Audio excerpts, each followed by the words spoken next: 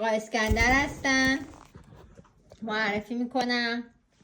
ایشون 3 ساله، دارای یک عدد زن، قرقرو و بسیار بد اخلاق و زیبا شدن.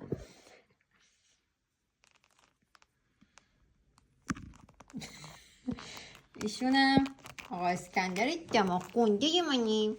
ایشونم پیش خانوم خوشگله که پرش درمده ناشده اما جوری زر میزنه. نکن بشین نکن بابا.